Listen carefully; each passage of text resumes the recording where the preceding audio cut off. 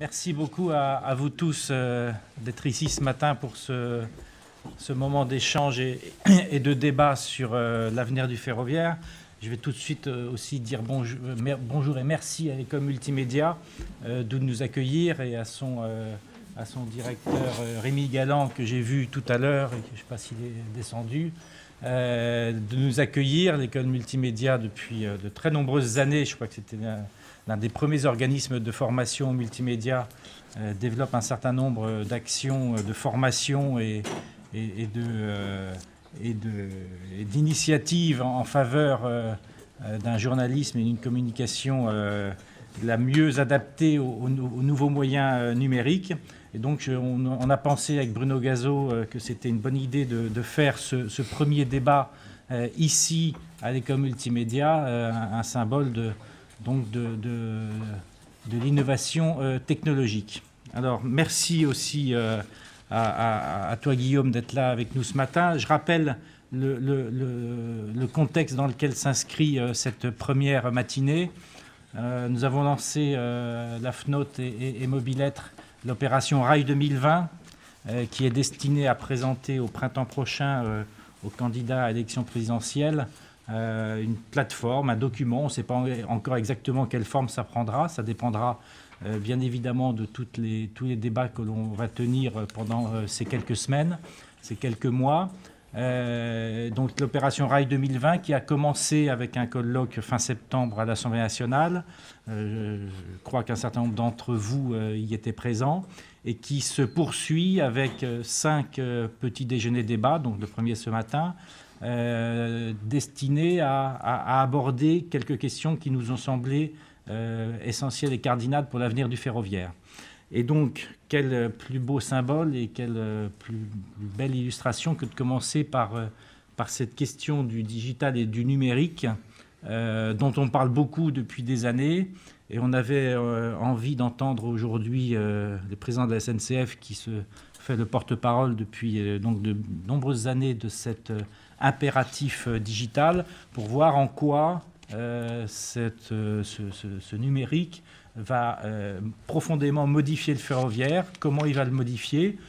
Je vous propose d'avoir quelques angles de traitement ce matin, mais c'est bien évidemment vous qui ferez l'essentiel des questions.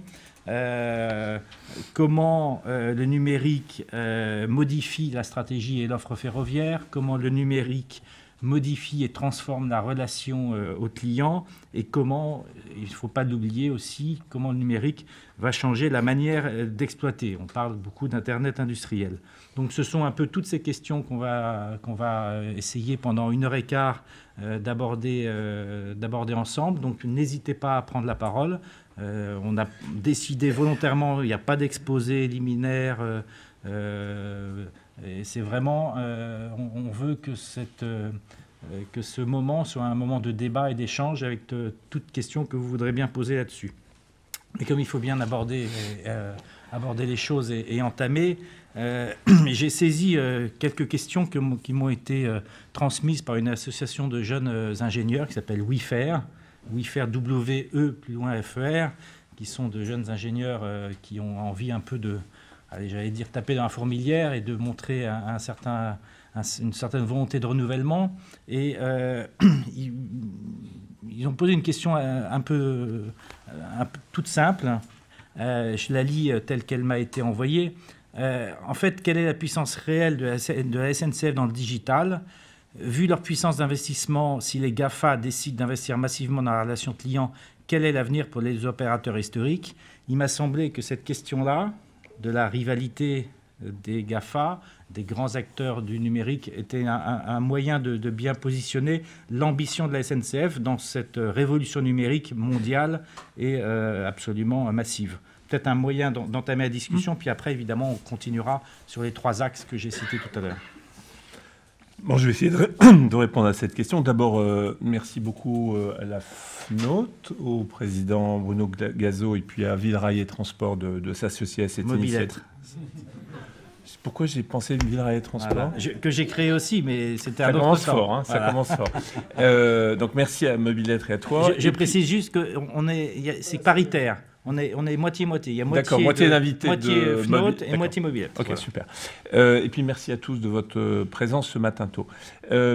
Juste pour peut-être démarrer un mot sur la question posée par WeFair, que je ne connaissais pas. Je trouve que ça touche à un sujet très important dont on ne se rend pas totalement compte aujourd'hui. On est tous habitués à nos sites français, qu'il s'agisse des sites SNCF ou des autres sites sur lesquels on cherche des infos sur la mobilité ou sur lesquels on cherche à acheter des billets, etc. Sauf que Amazon, Google, peut-être d'autres, préparent concrètement, ça veut dire sont prêts à investir dans un site qui serait européen de mobilité terrestre. Bon, il y a des noms qui circulent, il y a des montants d'investissement qui circulent de l'ordre de 200 millions de dollars, 300 millions de dollars. En gros, avec l'idée de fédérer à l'échelle de l'Europe tout le système de l'information et de la réservation et de la relation client sur les transports terrestres. Si cette perspective arrivait, et si elle arrivait vite, ça serait un appauvrissement considérable pour les opérateurs de transport terrestre. Il suffit de regarder ce qui s'est passé dans l'hôtellerie. Dans l'hôtellerie, il y avait avant Accor.com, il y avait tout ce qu'on peut imaginer.com, et puis un jour, il y a eu Hotel.com et il y a eu Booking.com. Et il faut savoir que la marge qui est prise par celui qui fournit la plateforme de réservation, elle est de l'ordre de 20% du prix de la chambre. C'est-à-dire qu'elle prend plus que la totalité de la marge de l'hôtelier, bien souvent. Mais pourquoi est-ce que l'hôtelier le fait? C'est parce que s'il ne le fait pas, il est en réalité sorti du jeu. Et donc, imaginons quelques instants que la marge demandée par un opérateur de plateforme soit de 10 à 20%. Les opérateurs sont complètement appauvris et le modèle économique est complètement bouleversé.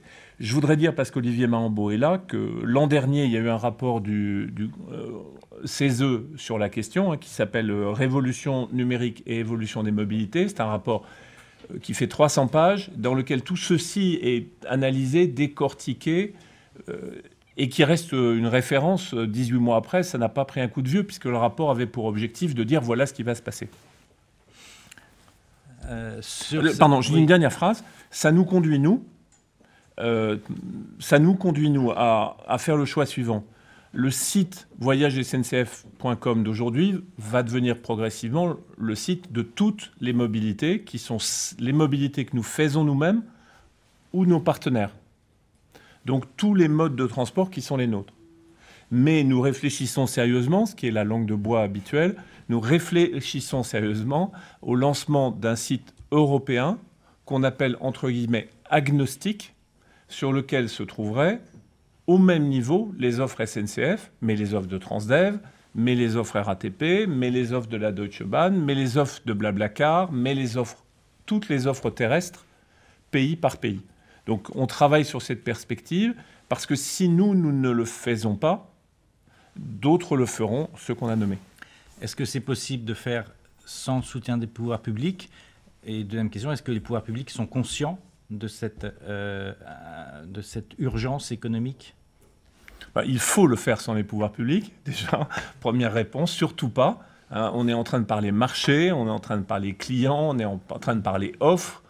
On n'est pas en train de parler politique publique d'orientation vers les transports. Donc, ça, c'est la responsabilité des entreprises. Ça, c'est la responsabilité des entreprises parce que dans le numérique, plus encore que dans la réalité, toute autre réalité, tout part des clients et des usages.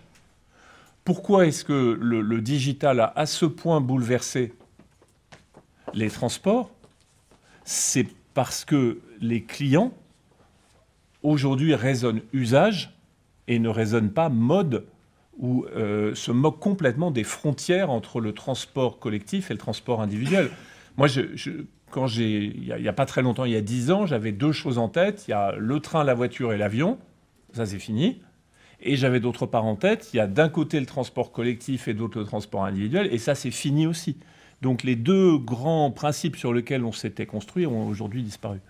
Donc il faut capter le client. Donc via ces moteurs, via ces nouvelles plateformes numériques.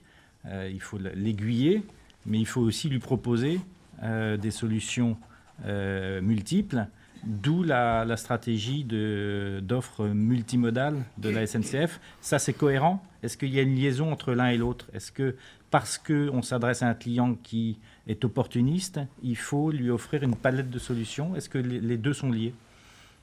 On vient de le dire, tout part du client, et plus que jamais, c'est les clients dans leur diversité qui sont au cœur. Il faut toujours se rappeler qu'il y a quand même 20%, entre 10 et 20% de clients qui ont un stress digital, c'est-à-dire que la perspective du digital effraie pour une raison ou pour une autre. Donc, il faut garder ça en tête pour fournir, y compris à ceux qui ont peur d'utiliser les outils numériques et digitaux, des solutions qui soient simples, faciles et qui, à la fin, permettent de ne pas se sentir exclu du système. Mais pour répondre à ta question, les deux choses qui sont les plus frappantes aujourd'hui quand on écoute nos clients, et on vient de terminer une enquête importante auprès de 25 000 clients de la SNCF, c'est d'abord le sujet de la personnalisation. C'est-à-dire on n'est plus des flux de voyageurs, on n'est plus des masses, on est des individus. Et par conséquent, les 10 millions de voyageurs qu'on a chaque jour dans le groupe, c'est 10 millions de fois une personne. Bon. Donc de la personnalisation, c'est-à-dire la capacité à construire une relation, une offre, un service qui correspondent exactement à ce que les gens attendent. Il faut se rappeler que 81% des gens ont une voiture et que la voiture, c'est 12% du budget. Donc si on veut être l'alternative à la voiture individuelle, il faut être sacrément efficace. Surtout compte tenu de la révolution automobile qui est en train de se passer, elle-même digitale, blablabla. Deuxième chose, les clients sont devenus, alors pour ma génération, c'est une surprise, moi je ne m'y attendais pas comme ça, mais ils sont devenus complètement multimodaux, volatiles, infidèles. Au fond, les clients zappent. Et il y a une étude faite par Keoscopy, donc Keolis récente, qui me donne deux chiffres que j'ai envie de rappeler parce qu'ils sont très surprenants. Quand on oublie l'Île-de-France, qu'on regarde juste les régions, presque 60% des déplacements sont des déplacements non pendulaires. C'est-à-dire des gens qui ne partent pas le matin du point A au point B, puis qui reviennent le soir du point B au point A. Et quand on regarde le cas particulier de la région lyonnaise, dans les trains de la région lyonnaise, par exemple le soir, il y a la moitié des gens qui n'étaient pas dans le train le matin. Donc c'est des chiffres très surprenants parce qu'on vit tous avec l'idée que tout ça est organisé comme du papier à musique. Il y a des navetteurs en masse et puis quelques occasionnels autour. Mais non, les choses ont changé. Les gens combinent leurs différentes possibilités de transport. Et donc notre rôle, pour être très court, si nous restions, ce qu'à Dieu ne plaise, le monopole du train en France, ça c'est déjà entre guillemets fini parce que la concurrence arrive dans les mois ou tout prochain trimestre. Mais si nous restions uniquement focalisés sur le train, très progressivement, on sortira du marché de la mobilité parce qu'on aura un produit et un seul, fût-il un produit qui a les avantages qu'on connaît, les avantages du train. Mais en réalité, le train est un élément d'une chaîne de déplacement. Et ce qu'il faut faire, c'est que la chaîne du déplacement soit à la fin au service du train, qui a plein d'avantages et plein de bénéfices pour la société, pour les consommateurs. Mais si on n'est pas présent sur toute la chaîne, on va peu à peu se marginaliser. La SNCF, juste et après, je vous donne... Monsieur, monsieur qui est debout, il y a de la place aussi devant. Allez-y. C'est trop tard. Vous étiez debout. Voilà, le simple fait que vous soyez debout était perturbateur. Oui, on se connaît. On se connaît. Juste avant de vous donner la parole, la SNCF fait toujours beaucoup d'études. Est-ce que la rapidité des évolutions vous a surpris à la SNCF? Est-ce que cette transformation était encore plus rapide que ce que vous évaluiez à l'époque? À l'époque, c'est il y a 5 ans, 6 ans. Là, je veux dire un mot sur la FNOT, parce qu'on en a parlé souvent avec le président et avec son bureau. Il n'y a pas d'un côté une partie des clients qui seraient digital natifs, de l'autre des gens digital rétifs, et puis au milieu des gens qui l'utilisent ou qui ne l'utilisent pas. La vérité, c'est que tout le monde aujourd'hui est plongé dans un grand bain qui a complètement changé. Et pour l'illustrer, je voudrais redire le chiffre que fait aujourd'hui Blablacar en France. Blablacar fait 1,5 million de voyages par mois. Nous en faisons, nous, en TGV, 10 millions. Alors, on ne peut pas dire comme ça aussi simplement qu'il y a une part de marché de 15%, mais quand même, on est dans une part de marché à 2 chiffres pour le covoiturage. Donc c'est absolument énorme, et ceci est intervenu en 2 à 3 ans, pas plus. Quant à nos propres chiffres, Idevroom, qui est notre service de covoiturage de proximité. Blablacar, c'est la longue distance. Nous, on fait dans la proximité. On est à 50 000 par jour. 50 000 offres par jour. WeCar, qui est notre service d'autopartage, c'est-à-dire la location de voitures entre particuliers, il y a 800 000 clients de WeCar chaque année. Quand on prend d'autres éléments comme IDPass, c'est l'application qui, sur un smartphone, aujourd'hui, regroupe le billet de train, mais aussi, quand on a besoin, le VTC, la place de parking ou la location de voiture. Bon. Aujourd'hui, il y a déjà 1 500 000 opérations qui ont été effectuées, il y a 120 000 fidèles. Ça va très, très, très vite. Et beaucoup plus vite encore qu'on est capable de le fournir. Madame, je crois qu'il y a un micro qui va vous arriver. Voilà. Pour que ce soit enregistré, c'est pour ça. Voilà. Quand on voit la vitesse à laquelle Google a monté son site pour la région parisienne, a récupéré les données, on ne sait pas comment, comment envisagez-vous, comment travaillez-vous avec les partenaires européens, vu le morcellement et les différences et les frontières en particulier entre les différents pays, parce que pour le système ferroviaire, les frontières elles existent encore pas mal, et les modes, les différents sites et ma façon de fonctionner sont bien différentes. Où en êtes-vous avec l'ADB, pour construire ce site européen dont vous nous avez parlé? Et comment allez-vous ne pas vous laisser dépasser par Google ou par Amazon, puisque Amazon a l'intention de se lancer? Alors là, j'ai pas la réponse, puisque vous me dites comment allez-vous réussir. La réponse, c'est qu'on va tout faire pour réussir, mais on ne peut pas garantir qu'on va réussir au stade actuel. Ce qu'on sait simplement, c'est que, d'abord, les données qui concernent les transports du quotidien sont des données qui sont publiques. Parce que dès lors qu'on est dans des contrats de service public, il n'y a aucune raison que les données appartiennent à l'opérateur. L'opérateur, il agit pour le compte d'une collectivité, donc ça appartient en gros aux autorités organisatrices qui, dans 99% des cas, mettent les données à disposition. Lorsqu'il s'agit non plus de services publics, mais par exemple, comme le TGV ou l'ICE ou Blablacar, il s'agit de données qui, à ce moment-là, appartiennent au client ou à l'opérateur dans certains cas. C'est là où il faut qu'on trouve un système de tarification à ces données. Ce que nous avons décidé, c'est un modèle qu'on appelle freemium. C'est un mot horrible qui consiste à dire que quand le client des données est une start-up, les données ont un prix symbolique. Et nous avons, nous, aujourd'hui, sur nos API, nous avons des accès qui sont quasiment gratuits pour les start-up. D'où la créativité des start-up à monter des applications qui vont utiliser les données ferroviaires de la SNCF pour faire toute une série de propositions aux clients.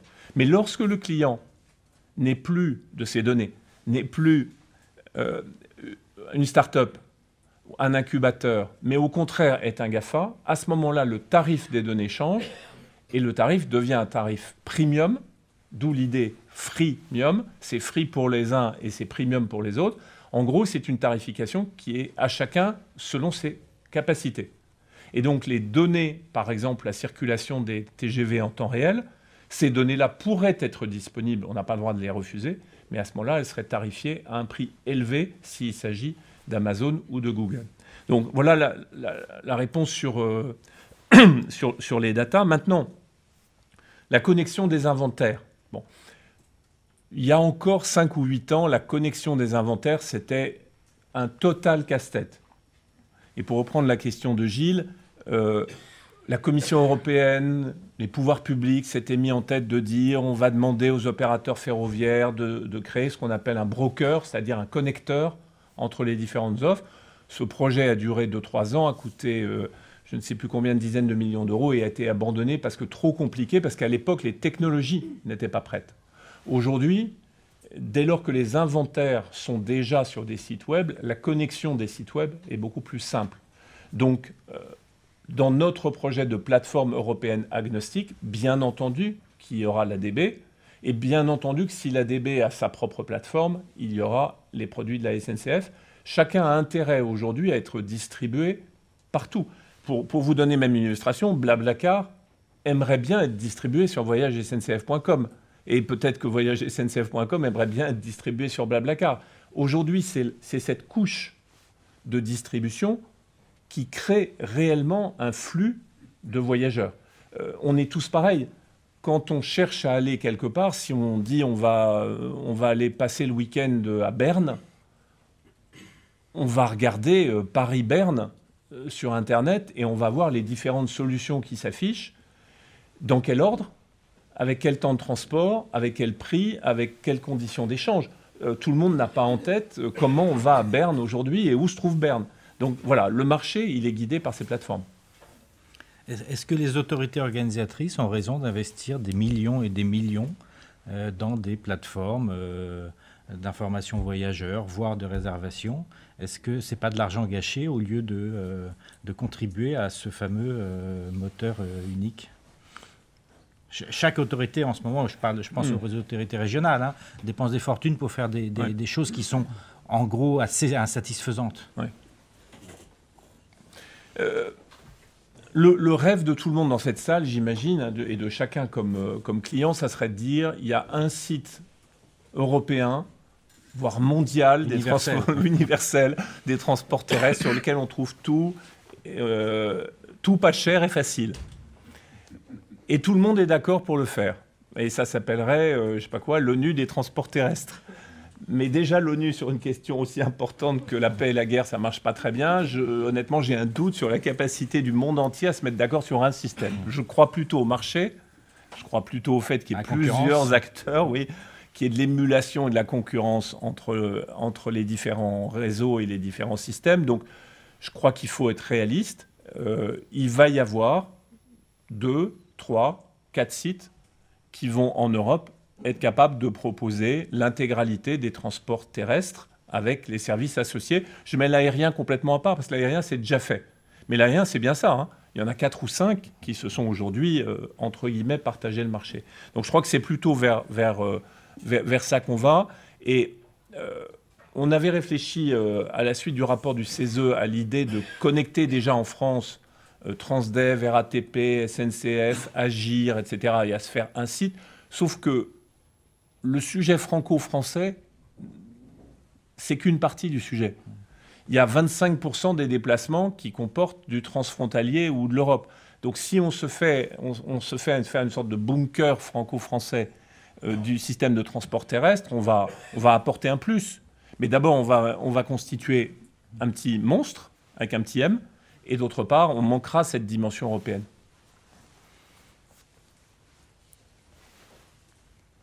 Question ? Bruno ? Daniel ?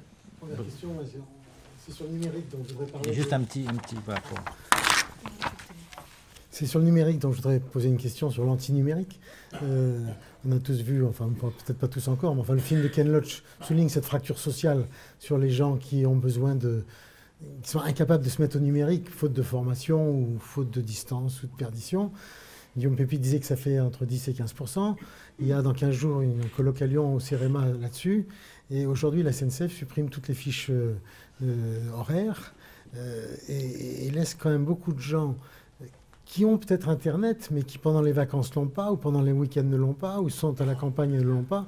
Et donc il y a quand même, globalement, 15% plus 10% qui n'ont pas Internet, mais qui savent s'en servir. C'est-à-dire un quart de la population qui, à un moment donné, a besoin du train. Et je voudrais savoir comment la SNCF peut ne pas aller trop vite, finalement, tout en allant très vite. Ça, c'est ça, hein. Accélérateur et frein en même temps. Oui, mais notre président a tout dit. Ralentir, c'est impossible. Parce que si on ralentit, en réalité, on va rendre le transport collectif au sens large et la SNCF moins compétitif. Or, on n'a pas intérêt globalement à ce que la SNCF soit à la traîne du digital et du numérique. Le pourquoi des fiches horaires supprimées, c'est parce qu'elles sont juste fausses. Elles sont fausses, et moi, il se trouve que je reçois 2-3 lettres par jour de gens qui disent « mais en raison de travaux, le train a été avancé, et moi j'avais une fiche horaire dans la main, et puis du 23 mars au 2 avril, le train était avancé de 7 minutes parce qu'il y avait des travaux, c'était un scandale. J'ai raté mon train, c'était un scandale, vous êtes nuls, etc. » Bon, donc fournir une info papier aujourd'hui sur la circulation des trains avec 1200 chantiers, Patrick Jeantet le redit à longueur de journée, on est le plus grand chantier d'Europe. Hein.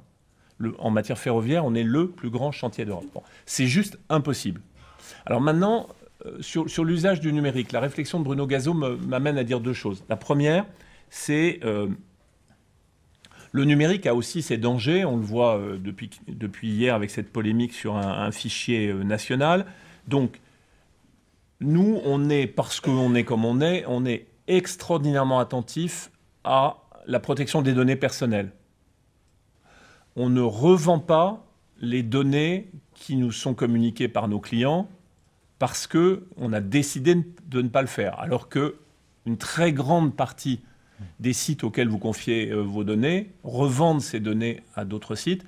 Et c'est ça qui est à l'origine des mails et des spams trop nombreux. On est également extraordinairement investisseur sur la sécurité des transactions. Touchons du bois. Il n'y a pas de... Voilà, voyagesncf.com a été créé en 2000, qui est l'année de l'arrivée de Google en France. En 17 ans, nous n'avons pas eu, sur la sécurité des transactions, d'incident majeur. Bon, il faut toucher du bois, parce que ça peut se produire dans 10 minutes. Bon, mais il y a toute une série de convictions qu'il faut avoir sur le numérique, que je viens de rappeler. Et puis la deuxième chose, c'est le propos de Bruno Gazo, c'est comment on fait pour que les 10% de gens qui sont stressés par le digital le soient moins. Bon. Alors, il n'y a pas de remède miracle, mais prenons juste 2-3 pistes. La première piste, c'est déjà de mettre le Wi-Fi gratuit dans les gares. Le Wi-Fi gratuit dans les gares, c'est dans 200 gares aujourd'hui, dont 60 en région Île-de-France. Et le débit est suffisant. Il n'y a pas aujourd'hui de plaintes de gens qui disent « ça ne marche pas ». J'ai pas pu faire mes opérations, etc. Ensuite, on le voit, on met un peu partout dans des lieux d'information, dans des espaces de coworking, dans des espaces d'attente, on met des ordinateurs, en fait aujourd'hui des tablettes à disposition pour permettre aux gens d'aller sur les sites, de faire leurs réservations, etc. Et puis, il reste des gens qui ne s'y habituent pas. Et moi, je redis que la meilleure façon de commander la SNCF, quand on ne veut pas le faire sur Internet, c'est le téléphone. On reste une des entreprises qui a un 3635 qui marche très, très bien, qui est très, très efficace et qui, curieusement, a été la première victime de l'arrivée de voyagesncf.com, mais qu'on n'a pas supprimé et qu'on ne supprimera pas parce que c'est le moyen des gens qui ne veulent pas passer par Internet. Et c'est un service qui est plébiscité. Il y a 96% de satisfaction sur le téléphone. Et ça n'est pas un ordinateur qui répond, c'est un être humain. Quand on a envie de parler à un être humain, on parle à un être humain. Et il n'est pas délocalisé. Et il n'est pas délocalisé, il est dans 18 villes de France. Daniel Kuckerman. Pour revenir à la question d'avant. Effectivement, l'ONU, on a du mal à faire l'ONU des entreprises de transport public et c'est un peu lourdingue. Mais sans l'ONU, c'est encore plus compliqué. C'est-à-dire, sans l'ONU, c'est la guerre, quoi. Par rapport à ce que tu disais avant, c'est-à-dire la vitesse d'arrivée des GAFA, j'ai l'impression que la réponse que tu donnes, c'est la réponse SNCF. C'est-à-dire, les gens sont multimodaux, on fait ID-Vroom, Wicar, ID-Pass, etc., qui sont quand même des petites boîtes par rapport à l'ensemble du marché dans ce monde-là. Bon, de la même façon, tu dis on va faire un site et on va essayer de mettre les données de tout le monde. Mais est-ce qu'à un moment donné, ce que tu disais tout à l'heure, faire un site avec toutes les entreprises françaises, ça ne suffit pas parce qu'il faut être international. Est-ce que ce n'est pas un début? Et pareil, sur la multimodalité, est-ce qu'il faut que la SNCF donne sa réponse à elle sur tous les sujets? Ou est-ce que le vrai sujet, c'est comment on unit tout le monde, quels sont les partenariats, etc. Et je pense que par rapport à la vitesse d'arrivée de Google, des GAFA et autres, une réponse SNCF toute seule sera ou trop faible ou trop lente.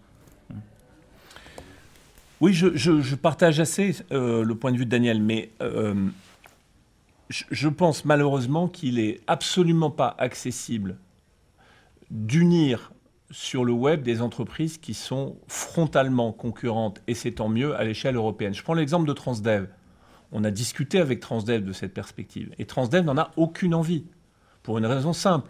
L'objectif de Transdev, ce n'est pas de faire ami avec la SNCF et de faire des actions communes.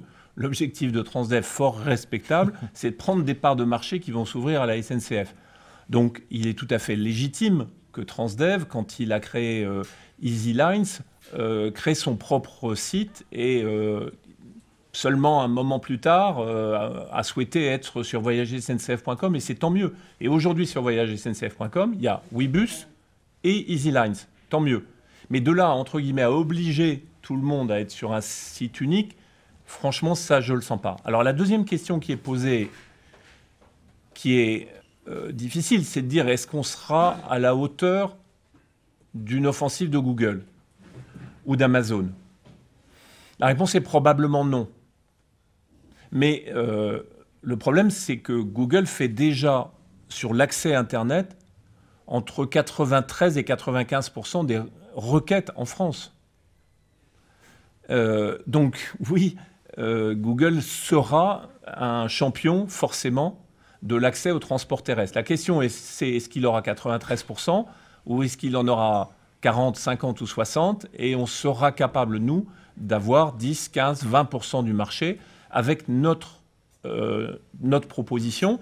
Je rappelle que dans notre idée, il y a deux sites différents. Il y a un site voyagersncf.com qui est le site de nos offres multimodales, et il y a un site agnostique. Pour donner par exemple l'exemple du site agnostique, on peut être en Italie avec Blablacar, avec NTV, avec Trenitalia, avec SNCF, avec des loueurs de voitures, de l'autopartage, et on devient un site agnostique, c'est-à-dire qui offre toutes les possibilités de marché, une sorte de place de marché, de marketplace comme on dit, qui peut avoir 10 ou 15% du marché. Une autre question? Madame.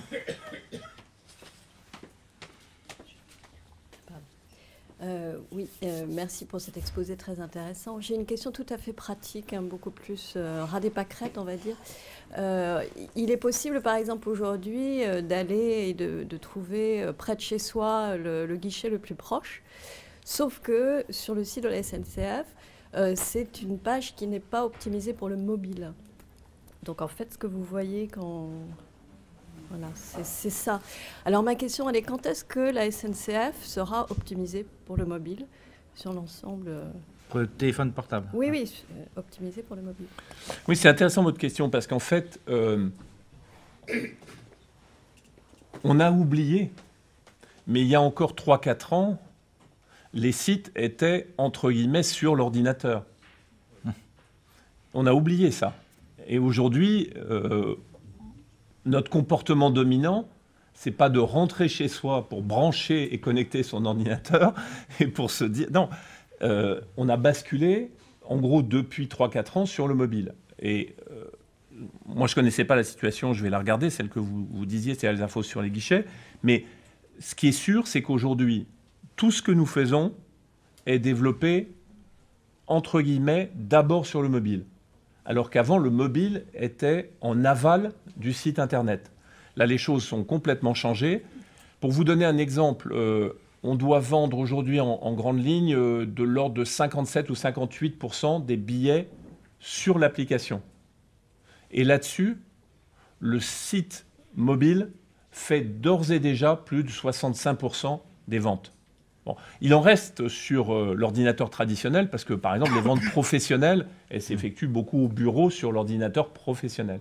Mais donc, la mutation vers le mobile, elle est essentielle. Et ce qu'on peut se dire, c'est qu'on a devant nous une nouvelle étape. C'est d'être capable de dire à nos clients, c'est ce qui s'appelle le plan book ticket, c'est-à-dire non seulement sur le mobile, vous trouvez la totalité des infos pour votre voyage, d'adresse à adresse. Donc, vous regardez aujourd'hui sur l'appli SNCF ou sur d'autres applis, vous pouvez aller d'adresse à adresse. Ça, c'est une nouveauté. Vous avez donc un moteur de recherche qui vous permet de dire, pour aller d'adresse à adresse, voilà toute une série de solutions. Après, book, donc la réservation. Vous effectuez la réservation de la voiture, du parking, du train, de ce que vous voulez. Et puis, ticket, votre billet figure sur votre smartphone. Ce qui veut dire que lorsque vous allez passer le portique, vous allez montrer votre smartphone avec une technologie NFC, c'est-à-dire une technologie sans contact.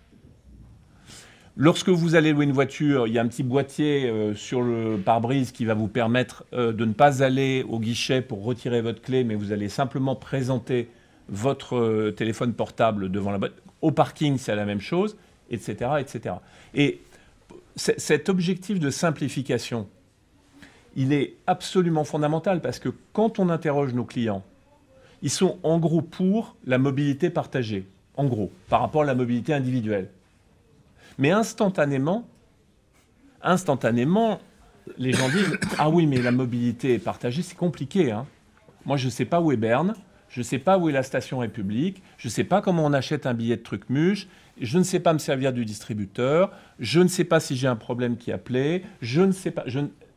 Autrement dit, par rapport à l'usage de la voiture, le transport partagé est horriblement compliqué. C'est exactement comme si nous tous, là, les 35 ou 40 que nous étions, on se télétransporte pas très loin en République tchèque, on se trouve devant une station de tramway et on se dit qui est capable d'acheter un billet pour aller de cette station-là à une autre station. Je pense qu'on restera un certain nombre de dizaines de minutes à essayer de savoir comment est-ce qu'on se débrouille pour acheter un billet, trouver les horaires, etc. Donc, voilà, on en est là aujourd'hui. La mobilité partagée, il faut bien se dire qu'elle est marginale. Elle fait aujourd'hui en Europe de l'ordre de 12 à 15% des transports, suivant les pays. Donc c'est minuscule. Et l'objectif qu'on doit se fixer, c'est de doubler la mobilité partagée en une quinzaine ou une vingtaine d'années, c'est-à-dire passer de 15% à 30%. Ça serait déjà génial en termes écologiques, en termes d'encombrement, en termes de sécurité, en termes de rapidité. J'aurais voulu préciser ma question, en fait. Il y a des initiatives de la SNCF que je trouve formidables. Par exemple, sur les lignes normandes, sur l'application maintenant, on a la visibilité des réservations. Ça, c'est génial parce qu'on la demandait depuis longtemps. Donc, si vous voulez, tout ce qui est développé pour le mobile est vraiment, à mon avis, bien fait. Mais ma question portait sur toutes ces pages d'information SNCF et elles sont toutes comme ça. Donc, est-ce que vous avez une date à laquelle elles seront... La réponse est, je vais regarder, vous étiez sur les guichets, donc je ne connaissais pas cette... Les guichets, parce que si vous voulez, comme on vous propose de vous localiser par GPS, mais qu'ensuite vous êtes censé avoir un ordinateur, ça m'intéresserait que vous m'envoyiez, vous, par mail, j'ai un mail guillaume.pépi@sncf.fr, les anomalies que vous avez décelées pour qu'on puisse les regarder. Si j'ai quelques souvenirs de calcul de ma jeunesse, 65% des 57 ou 58%, ça veut dire qu'un peu moins de 40% des ventes aujourd'hui sont faites sur mobile. Oui, à peu près. Ça, oui, c'est l'ordre de grandeur. Voilà. Et ça va aller très très vite. Ça va exploser avec les ventes TER. Ça va exploser en Île-de-France avec le plan de Valérie Pécresse du Smart Navigo. Hein. L'Île-de-France est terriblement en retard par rapport à toutes les autres capitales européennes. On citait usuellement l'Oyster Card à Londres, mais l'Oyster Card à Londres, c'est dépassé. En réalité, à Londres, vous prenez votre carte bancaire, vous validez, et en sortie, vous validez, et vous êtes débité de ce que ça a coûté, et le système vous recalcule, si besoin est, et avec un plafonnement, avec un tarif meilleur, l'ensemble de vos consommations. Donc l'Île-de-France est terriblement en retard. Valérie Pécresse a fixé un objectif pour 2021 pour le Smart Navigo. Ça va se faire par étapes, mais c'est une urgence absolue. Par rapport aux transformations que va induire ce développement digital pour la SNCF, Il y a eu TGV Pop, il y a eu un certain nombre de consultations par Internet sur les demandes des voyageurs. Est-ce qu'il faut s'attendre à ce qu'il y ait de plus en plus d'offres, on est dans le ferroviaire là, d'offres ferroviaires qui ne soient pas prévues 1 an ou 2 ans à l'avance au graphique? Est-ce que ça bouleverse aussi de façon forte la façon de concevoir les circulations? Est-ce que c'est une tendance qui va se développer ou est-ce que finalement ces expériences de services ferroviaires un peu à la carte ne sont pas... Voilà. Ah, c'est une question difficile. Je ne suis pas sûr d'avoir la réponse. Ce que je crois... Déjà, juste un petit préalable. Ça rend le débat rail, aux frontières du rail, malheureusement inopérant. Si on considère que le rail est un en-soi, on se trompe assez vite de débat. Parce que le rail aujourd'hui est en intégration avec les autres modes, et raisonner rail tout seul, ça n'a absolument aucun sens. Je le reprécise parce que de temps en temps, nous, parce qu'on est un peu ferroviphile, on a tendance à parler rail comme si le rail était indépendant du reste, et ça devient surréaliste. Bon. Alors maintenant, au fond, qu'est-ce que le digital va vraiment bouleverser? Est-ce que le digital permet une adaptation en temps réel de l'offre? Voilà, la réponse est non. La réponse est non. Patrick Jeantel dirait mieux que moi. Le système des sillons, c'est 2 ans à l'avance. C'est un système totalement régulé. L'existence des travaux en France, c'est encore pour 10 ou 15 ans, dit Patrick. Il y a encore 10 ou 15 ans de travaux pour remettre le réseau à niveau.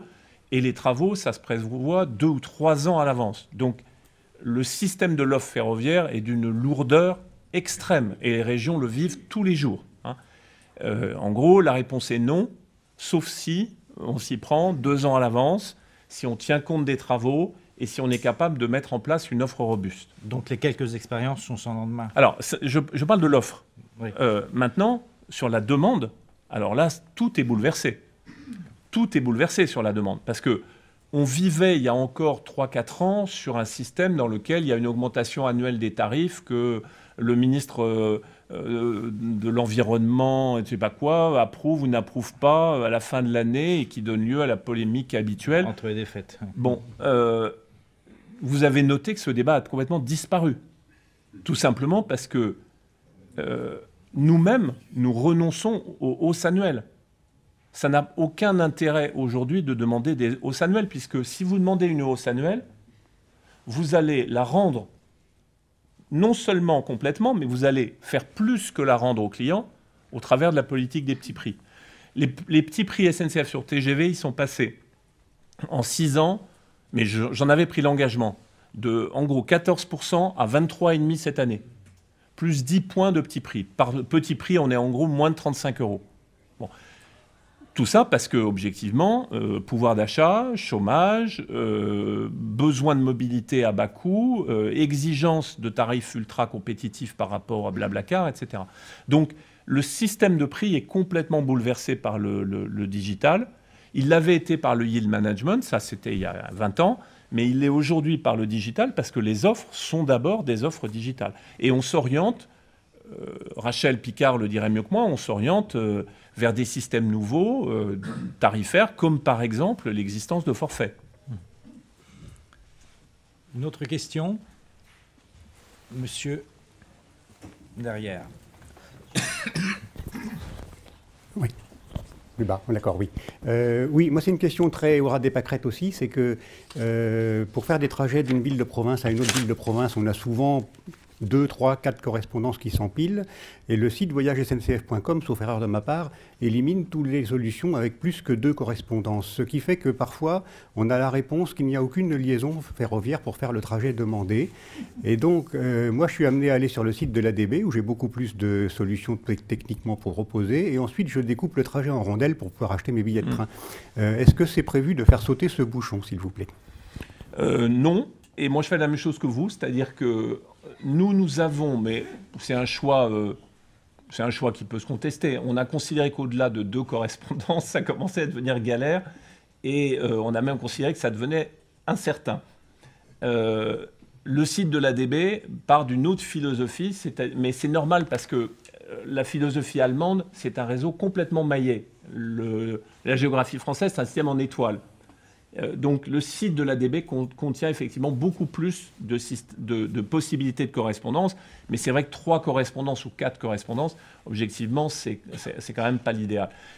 Ça m'amène à redire autre chose, c'est que cette multimodalité, c'est vraiment une réalité client. Quand le 2 juillet 2017, dans 6 mois, on va ouvrir Bordeaux-Paris ou Paris-Bordeaux en 2h05, vous vous apercevez que pour les clients, il va y avoir une offre qui va être sacrément diversifiée. Si vous voulez profiter de la grande vitesse, vous avez 33,5 trains qui vont de la région Île-de-France à Bordeaux par jour. 33,5. Ce qui est absolument gigantesque. Et ça, c'est la promesse de 2h05. Cette promesse a un coût, puisque la ligne a coûté 8 milliards. Mais si vous vous dites, bon, cette fois-ci, je n'ai pas besoin de 2h05, si c'est 4 heures, le double, ça ne me pose pas de problème. Vous avez à ce moment-là une autre possibilité, voire 2 possibilités. 100%. Vous avez de l'Intercité 100% éco, qui est à partir de 17 € et qui fait Paris-Bordeaux comme on le faisait il y a 30 ans en 4 heures, qui est entre guillemets un train classique. Et vous avez du bus, là il y a toutes les compagnies de bus sur Paris-Bordeaux qui le font là aussi en 4 heures à 5 heures. Donc voilà 2 possibilités différentes. Et même, vous avez encore une autre possibilité, si vous voulez avoir de la grande vitesse, mais en low cost, vous avez Ouigo qui sera introduit sur Paris-Bordeaux. Et Ouigo, c'est un départ, non pas Paris-Centre, mais des gares périphériques, et à des tarifs qui sont 5 € pour les gamins, même à la dernière minute, et pour les adultes, entre 10 et 50 €. Donc, ça veut dire concrètement que rien que, comme ça, le 2 juillet, il y a au moins 4 offres très différentes de transport partagé entre Paris et Bordeaux. Et j'en oublie, je n'ai pas parlé volontairement du covoiturage, parce que c'est notre concurrent, mais on pourrait parler du covoiturage. L'avion. Quoique l'avion, il est probable que la liaison point à point, comme à Strasbourg, va disparaître naturellement. Il restera la liaison Roissy, parce que la liaison Roissy, elle permet les correspondances vers l'Europe et le monde. Madame.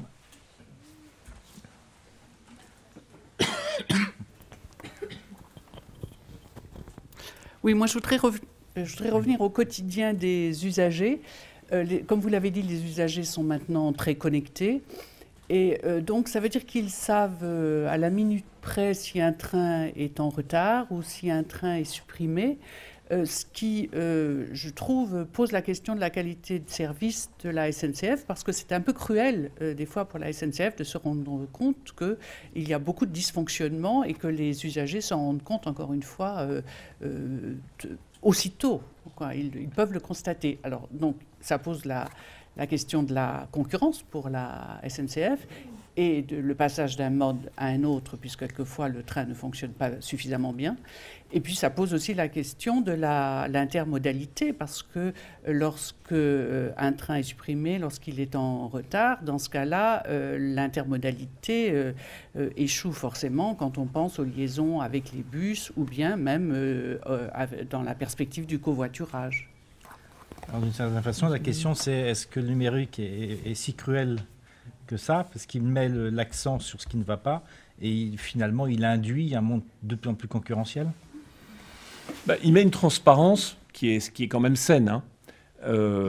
Il met une transparence saine, mais pour aller dans le sens de ce que vous dites, la concurrence permettra d'y voir clair sur les mérites de chacun. Aujourd'hui, moi j'ai l'habitude de dire que le SNCF bashing est un sport national en France, comme le train bashing est un sport national en Angleterre. Mais la petite différence, c'est qu'en France, il n'y a que la SNCF.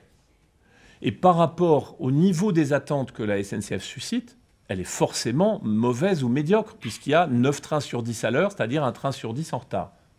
Bon. Quand il y aura de la concurrence, quand nos collègues de Transdev, nos collègues de Trenitalia, nos collègues des chemins de fer suisses, nos collègues belges ou néerlandais exploiteront des trains, chacun des consommateurs pourra juger des mérites des uns et des autres. Et mon petit doigt me dit que nous en serons partiellement réhabilités. Pas totalement, mais partiellement réhabilités, parce que le réseau est le même. Le réseau, il sera tout aussi vieux pour nos concurrents qu'il est vieux aujourd'hui. Les travaux, ils seront tout aussi vieux. Les gares, elles sont tout autant en travaux pour nos concurrents que pour nous.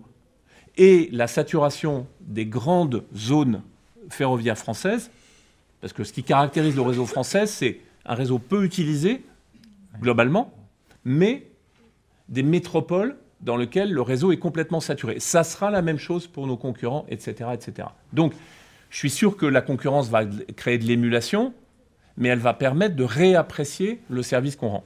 Enfin, sur l'affaire de la multimodalité,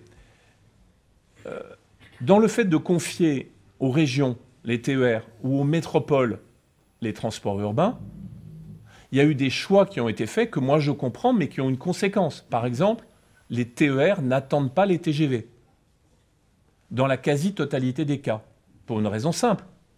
Si dans un TER, il y a 90 voyageurs régionaux et 10 voyageurs TGV, l'autorité organisatrice dit « moi je ne vais pas mettre en retard 90 personnes qui vont à leur travail, parce que le TGV a 20 minutes et que la correspondance devrait être prolongée de 20 minutes. » Et donc, il y a des choix à faire. Ces choix sont placés sous la responsabilité du politique, et c'est tant mieux, ce n'est pas des choix techniques. Hein. Est-ce que le TER attend le TGV, est-ce que le TGV attend le TER? Ce n'est pas un choix technique, c'est un choix politique. Et ces choix-là, aujourd'hui, ils sont placés sous la responsabilité des élus, et c'est normal. Est-ce qu'il n'y a pas un peu, pour prolonger un peu la question, un peu de pagaille numérique? C'est-à-dire que parfois, on a une information en temps réel quand on est voyageur, avant même le contrôleur. Est-ce que tout ça n'est pas un peu déstabilisant pour la crédibilité des personnels? Oui et non. C'est-à-dire que on a tous le fantasme managérialement de dire nos personnels doivent être informés de tout avant les clients. Ça, c'est du managérialement correct. Mais c'est complètement inaccessible. Quand on prend, nous, l'avion, les uns ou les autres, quand ça nous arrive, on peut suivre la totalité de toutes les informations en temps réel à chaque seconde. Avant d'aller à l'aéroport, on peut savoir à quelle heure il va partir, à la minute près, dans quelle porte, etc. etc. Quand on est en vol, quelqu'un qui est au sol peut suivre, et bientôt celui qui est en vol, la progression de l'avion et tous les avions qui sont autour, grâce au site qui retrace la progression. Bon. L'info client est sans fin. Elle est sans fin, et tant mieux. Maintenant, ce qu'il faut, c'est que nos personnels puissent avoir une valeur ajoutée dans cette info, et pas seulement dire des choses qui se trouvent déjà sur tel ou tel site. Autrement dit, par exemple, moi je suis frappé du fait que il y a des bonnes infos quand on dit bah voilà, notre train arrivera à Clermont voie A et les correspondances suivantes sont assurées voie B, voie C, voie D, parce que là on apporte un plus service qui est de dire bah, c'est le train qui est juste en face sur le quai, vous n'avez pas besoin de regarder un panneau, ou bien au contraire c'est la voie d'à côté ou des choses comme ça. Ou lorsque, alors là il y a une réflexion qu'on a ensemble dans l'équipe de direction qui est la suivante. Il y a 10 ans, on nous disait qu'il n'y a pas d'info. Aujourd'hui, il y a de l'info quantitative. Parfois même trop. Il y a certains trains dans lesquels on répète 6, 7 ou 8 fois qu'en raison d'une barrière de passage à niveau défectueuse entre Menton et Nice, notre train subit un retard de 18 minutes. Et puis on le répète 8 fois entre Nice et Paris, au risque de rendre les clients dingues. Donc la quantité, c'est pas trop mal. Ce qui est moins bien, c'est la qualité. Parce que les messages sont trop préformatés, les infos sont trop globales. On dit, en raison de difficultés de circulation, notre train circule avec un retard de 30 minutes. Bon, difficulté de circulation, ça veut dire en gros encombrement. Mais de quel encombrement s'agit-il? Est-ce qu'il y avait un train fret qui était devant et qui roulait à 80 à l'heure et qui a eu tel ou tel problème? Est-ce qu'il y avait un signal au rouge parce qu'il s'est passé tel ou tel... les clients veulent avoir des infos beaucoup plus contextualisées. Bon. Et donc, il faut fournir des informations contextualisées. L'enjeu des 10 prochaines années, c'est la qualité de l'info et non plus la quantité. Est-ce que les équipes de la SNCF trouvent en France suffisamment de compétences, de main-d'œuvre sur ces questions digitales? Est-ce qu'il y a un vivier suffisamment fort en France pour imaginer le digital de demain? Non, je crois que c'est une bagarre, enfin tout le monde le vit, hein, c'est une bagarre entre les entreprises qui est énorme parce que, au fond, il y a à la fois un déficit dans ce qui s'appelait dans le temps des programmeurs, c'est-à-dire des gens qui écrivent les codes, on se les arrache. C'est des gens qui tournent beaucoup entre les entreprises, donc tous ceux qui ont le savoir-faire nécessaire. Des mercenaires du digital, un peu. Voilà, il y a vraiment énormément de demandes. Et puis après, sur, on va dire, ceux qui sont capables de mener la transformation digitale, qui est avant tout une question culturelle, qui est une question managériale, ce n'est pas une question technique, hein, la transformation managériale. Sur cette question-là, ergonomes, sociologues, spécialistes des relations avec les clients, etc. Là, les besoins sont immenses et on court tous après les mêmes compétences. Hein. On a travaillé pendant 3 ans avec un type formidable qui s'appelait Yves Tirode, qui était parti de France Télécom, de Orange. Et puis, au bout de 3 ans, il a mis en orbite notre transformation digitale. Bon, ben, il a eu un pont d'or dans une banque, dans une assurance, banque et assurance, pardon, qui avait le même sujet, qui était comment je transforme la banque et l'assurance, qui sont des secteurs plutôt classiques, en des secteurs digitalisés. Et c'est tant mieux qu'il ait eu cette opportunité. Mais les ressources sont extrêmement... tournent beaucoup. Donc c'est un vrai problème. Ça, on ne peut pas suivre la course. Il fait x3, x4. Il faut être très attractif, c'est-à-dire qu'il faut être capable de montrer à des jeunes ingénieurs ou à des jeunes qui sont digital natives que l'entreprise est vraiment décidée à y aller. Et que ce n'est pas de la com, ce n'est pas un vernis, elle est vraiment décidée. Si je prends une illustration, on n'a pas parlé du digital industriel, mais le digital industriel, c'est encore plus important que la relation client. Bon, là, on est tous clients. Mais le vrai sujet, c'est le digital industriel. Le digital industriel, c'est-à-dire la capacité à capter des informations sur les voies, dans les gares et dans les trains, à transmettre en permanence ces informations, à les traiter par du big data et à permettre que ces informations puissent prévenir les incidents, améliorer la maintenance, permettre de faire de la productivité et à la fin une meilleure qualité de service et des prix plus bas, ça, on estime tous à l'échelle européenne que c'est 20 à 30% d'efficacité supérieure dans le ferroviaire. Or, le ferroviaire a un problème de compétitivité, donc la réponse, elle est définitivement dans cet Internet industriel. J'ai pu voir à l'atelier du lundi quelques innovations d'Internet industriel. Et quand on regarde les calendriers de déploiement, là, ça refroidit parce qu'on est sur des calendriers extrêmement longs. Est-ce que le prochain défi, ce n'est pas d'accélérer les processus de généralisation et de déploiement de ces révolutions numériques de l'Internet industriel? Si, tout à fait. Simplement, si je fais un peu l'interprète de Patrick Jeantet quelques instants, l'Internet industriel, il va permettre quoi? Il va permettre de suivre en permanence les aiguillages, de les surveiller. Il va permettre en permanence de suivre la température du rail. Il va permettre en permanence de vérifier toute une série de sujets comme la caténaire. Donc les incidents caténaires, tels qu'on les a connus dans le passé, ils ont quasiment vocation à disparaître parce que la caténaire est capable de signaler qu'elle ne va pas bien, qu'elle se distend, qu'il y a une anomalie. Et par conséquent, plutôt que d'envoyer un train pour s'en mêler dessous, on est tout à fait capable de dire il y a un problème à tel point kilométrique, on va donc envoyer quelqu'un aller regarder avant que ça pète. Bon. Donc c'est incroyable ce que ça produit comme qualité de service, comme productivité et à la fin comme économie. Simplement, Patrick Jeantet vous dirait ici, il y a 100 000 poteaux, plus de 100 000 poteaux caténaires, il y a 33 000 kilomètres de réseau, il y a des milliers d'aiguillages. Donc oui, l'industrialisation est un truc qui prend du temps. Mais c'est 10 ans? Oh non, c'est moins. C'est moins. Je pense que Patrick a fixé comme objectif à SNCF Réseau, le premier objectif, c'est la politique industrielle de réseau.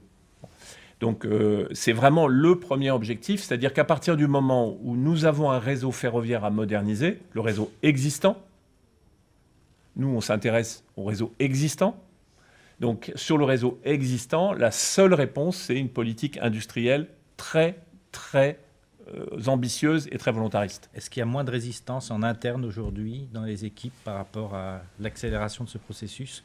Il y avait une sorte de résistance un peu passive en disant bon, les choses, on sait comment fonctionne le ferroviaire, pourquoi amener des technologies qui parfois ne sont pas tout de suite efficaces? Il y avait une sorte de... Est-ce que ça, c'est en train de diminuer un peu? Moi, j'ai un point de vue un peu différent parce que ce pourquoi voyagesncf.com est ce qu'il est aujourd'hui, c'est-à-dire le premier site... Là, je parle plutôt des équipes industrielles. Voilà. Mais dans le domaine de la relation client, les personnels ont contribué de façon décisive au succès du digital SNCF. Moi, je ne vois plus jamais de gens qui se plaignent, entre guillemets, dans la sphère commerciale du développement de voyagesncf.com, de sa dynamique commerciale, etc. Alors, dans le domaine industriel, c'est pas facile, c'est pas facile comme appréciation, mais ce que je crois, c'est que le digital industriel, ça secoue des cultures et des habitudes qui sont solidement établies et pas toujours à tort. Par exemple, lorsque vous transformez une tournée visuelle en une tournée par caméra, vous trouvez toujours des gens qui vous disent « Oui, mais la caméra, elle n'est pas capable, comme moi... » Elle n'est pas aussi intelligente que mon œil. Elle n'est pas capable, comme moi, de dire « Tiens, ce talus, c'est bizarre. Je trouve que ce talus... je l'ai vu pourtant il y a 3 semaines. Il y a quelque chose qui m'intrigue. » donc... c'est pas le digital contre l'humain ou l'humain contre le digital, c'est le digital et l'humain. Il y a un peu de sentiment de dépossession parfois.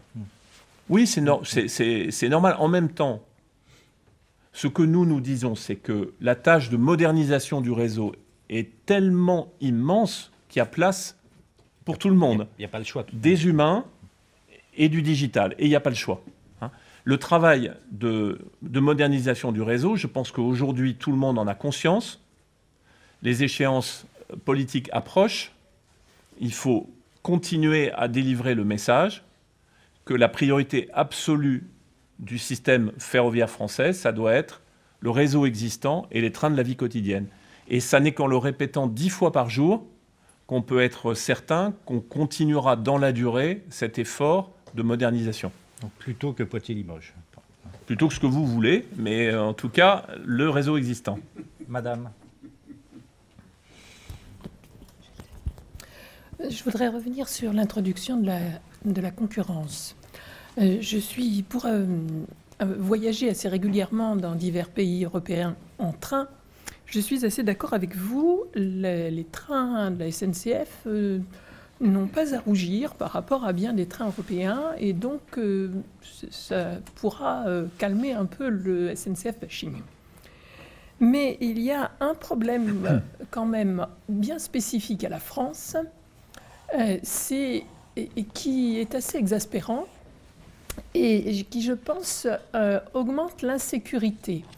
Or, pour réussir le report modal, les transports, la mobilité partagée doit être plus sécurisante, je dirais. Parce que quand on prend simplement sa voiture, on est dans son cocon, on a son GPS pour être guidé, on a un environnement sécurisant. Quand on se lance dans les transports en commun, il faut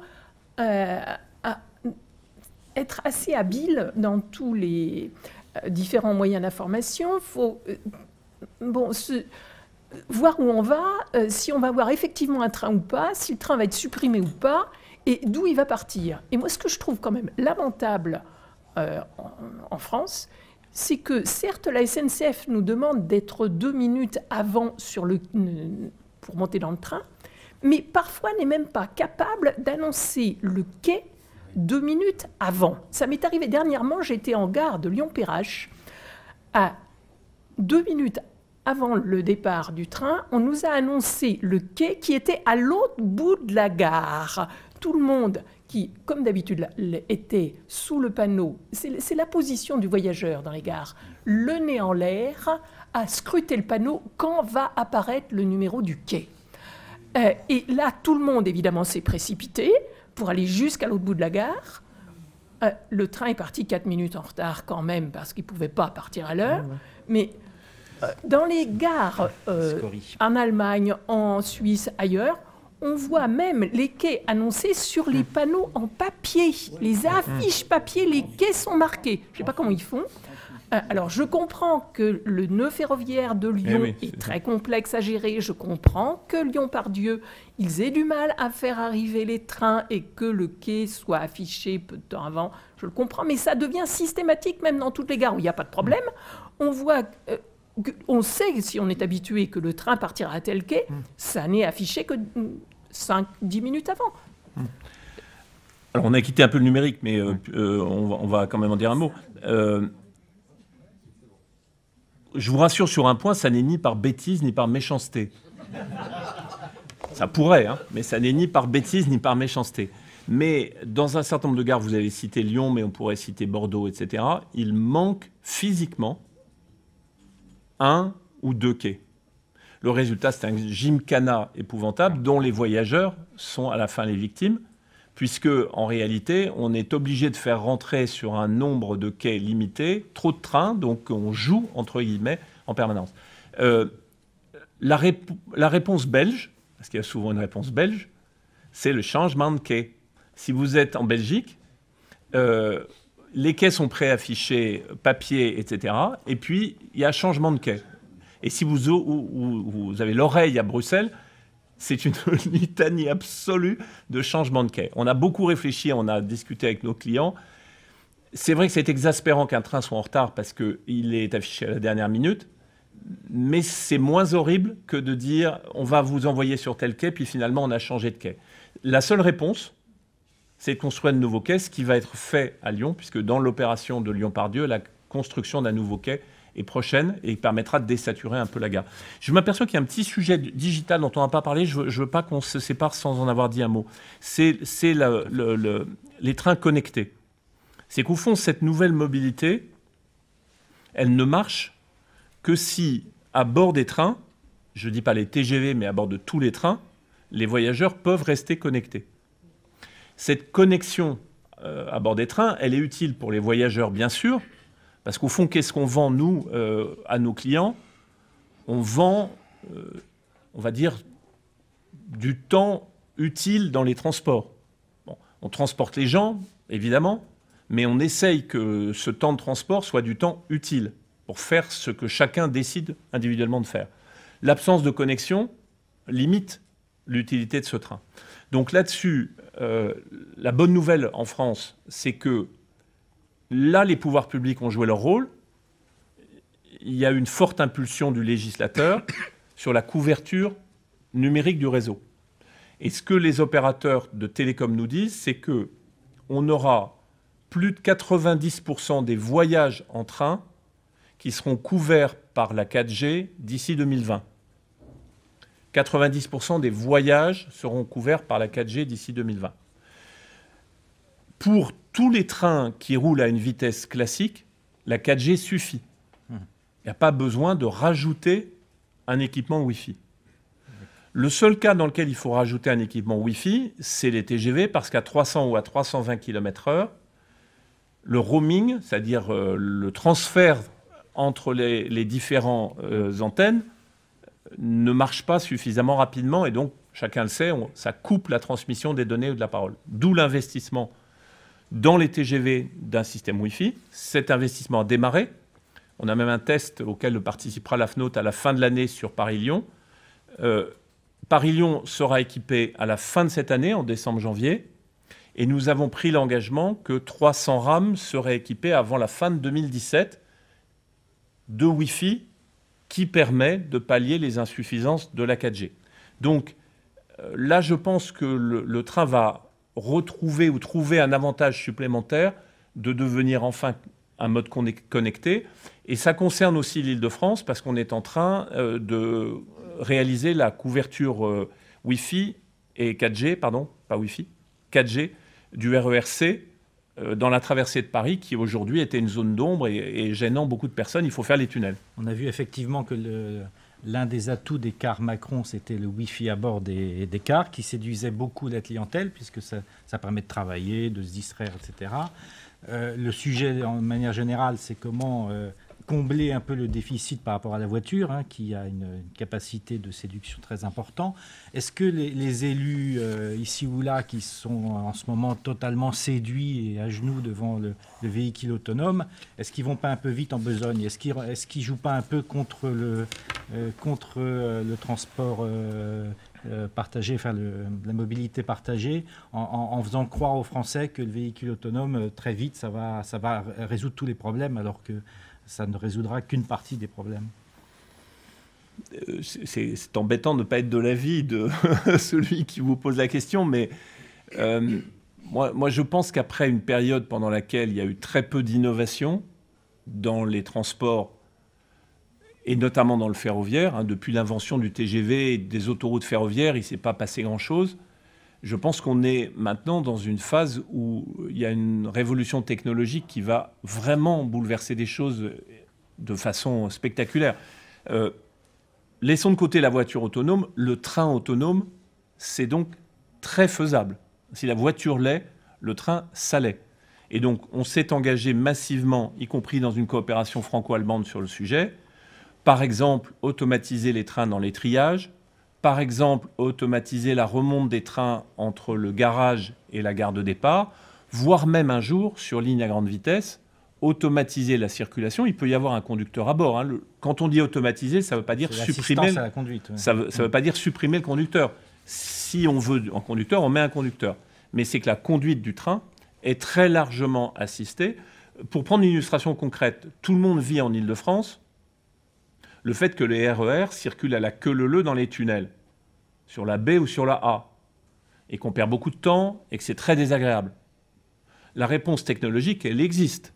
Il faut et il suffit que tous les trains de la ligne aient leur vitesse à chaque instant commandée par un logiciel qui va permettre à la seconde près l'entrée dans le tunnel de chacun des trains. Et donc à Saint-Rémy-des-Chevreuses, on doit rouler à 62 km/h, mais à Massy-Verrières, on roule à 53. Et puis comme ça, on va, comme si sur une autoroute, tout le monde roulait à 90, l'autoroute aurait un débit supplémentaire de 30%. Bon. Eh bien donc, l'automatisation de la signalisation et de la conduite va amener un gain de capacité énorme et va aussi éviter des investissements délirants du style un deuxième tunnel entre Châtelet et la gare du Nord, qui coûterait 5 milliards et qui prendrait 15 ans à réaliser. Donc la technologie va nous permettre de faire des choses absolument incroyables sur la capacité, sur l'efficacité du système ferroviaire. Et on n'a pas parlé de choses aussi décoiffantes qu'à Hyperloop. Pourquoi on s'intéresse à Hyperloop? C'est parce que Hyperloop, c'est un concurrent de l'avion, pas du train. Mais c'est l'idée qu'on sait aujourd'hui faire rouler par sustentation magnétique un mobile. On peut supprimer les roues en ayant un tube sous vide. Et à la fin, on est sans doute capable de transporter des conteneurs au rythme d'un toutes les 20 secondes entre un port complètement saturé et une région industrielle. Et ça, jamais le chemin de fer ne sera capable de le faire parce qu'envoyer un conteneur toutes les 20 secondes, c'est une révolution dans la logistique qui est absolument incroyable. Et donc Hyperloop, son intérêt, c'est de se dire que peut-être que dans 10 ans ou dans 15 ans, à Rotterdam, au Havre ou à Long Beach, il y aura un système qui permettra d'éviter le tout camion au sortir des grands ports. Je crois qu'on arrive à la fin. Une dernière petite question. Tu évoquais tout à l'heure Yves Tirode, il avait été nommé directeur communication et digital, si je me souviens bien. Est-ce que le futur directeur de communication de la SNCF aura aussi cette attribution-là? Quelle est la réflexion par rapport à la stratégie de communication? Est-ce que tout va passer de plus en plus par le digital? Est-ce que c'est un ensemble qui est toujours aussi cohérent? Alors, la communication digitale, déjà, le travail est quasiment fait. Bon, en interne, dans une entreprise comme la nôtre de 260 000 personnes, d'ici fin 2017, toute la communication papier aura disparu. Nous aussi, on s'applique la disparition des fiches horaires à nous-mêmes. La communication papier aura disparu. Bon. Non, ce qui est le mouvement d'aujourd'hui, c'est le rapprochement entre le digital et l'informatique, entre guillemets, traditionnelle. Le digital, c'est la couche un peu moderne qui vient se greffer sur toute notre vie quotidienne. Mais il y a l'informatique traditionnelle, qui est l'informatique de facturation, l'informatique de tarification. Et ce qu'on est en train de faire, c'est de fusionner les deux, de telle sorte que l'informatique traditionnelle bénéficie du digital et que le digital ne soit pas seulement une couche un peu en l'air par rapport au système d'information existant. C'est ça, la véritable transformation. Et c'est encore une fois, l'Internet industriel, c'est encore plus important que l'Internet client. Il y avait peut-être une dernière pour la route. Bonjour. Bonjour. Bonjour. Je représente l'association des usagers de la ligne Paris-Granville et j'ai une question qui est directement dans le droit fil de ce que vous venez d'aborder. Nous avons les plus grandes difficultés, nous, associations, à obtenir un accès direct aux informations numériques. Je vous donne un exemple complet. On a une appli mobile, un site internet. On aimerait bien implémenter dessus le fichier des horaires pour que les usagers puissent consulter les horaires SNCF. Avoir un accès au fichier, à la base de données des horaires SNCF, on n'a pas d'interlocuteur, on ne sait pas à qui s'adresser, on est baladé dans les méandres. Je doute que vous soyez baladé parce que c'est une donnée publique, mais je vais vous donner, la personne qui s'en occupe de telle sorte que vous puissiez le faire. Ça ne pose pas de problème. Dans le même ordre d'idées, récemment, la question de la réservation obligatoire, puis finalement qui n'a plus été, a posé un problème aux usagers qui sont des abonnés. Comment monter dans un train pour lequel on n'a pas de réservation mais un abonnement quotidien et s'asseoir à une place où on sera sûr qu'on n'en sera pas délogé à la première ou à la deuxième station par quelqu'un qui a un billet avec une réservation. On aurait aimé avoir et mettre en ligne sur notre appli mobile les numéros de place disponibles train par train pour aider nos usagers. Là encore, nous avons le même problème. Comment accéder à l'information et comment le faire de façon transparente et automatique? Alors, on vient de le faire. On vient de le faire sur Paris. Ça a été annoncé. C'est fait. Ça a été annoncé, sauf qu'on n'a pas l'interlocuteur pour avoir accès à l'information. OK. Je vous passe les deux interlocuteurs. Voilà. C'est une question qui montre que le numérique fait tourner. Ça peut aller vite. Ça peut aller vite et que finalement, peut-être que les adhérents de la FNOT vont devenir les premiers ambassadeurs de cette révolution numérique. Merci beaucoup, merci à vous. Guillaume. Merci Bruno. Merci à vous tous pour ce premier débat. On va réfléchir comment digérer tout ça, comment retranscrire tout ça pour cette fameuse plateforme pour le présidentiel. En tout cas, il y a quelques autres petits déjeuners auxquels vous allez être conviés avec le ministre Alain Vidalis le 6 décembre, avec Patrick Jeantet qui viendra nous parler plus de l'infrastructure, avec Thierry Mallet, le nouveau président de Transdev, et puis Elisabeth Borne, la présidente de RATP. Après ces 5 petits déjeuners, je pense qu'on aura une vision vraiment complète des défis numériques. Merci à vous tous et merci Guillaume pour ta présence ce matin. Merci beaucoup. Merci.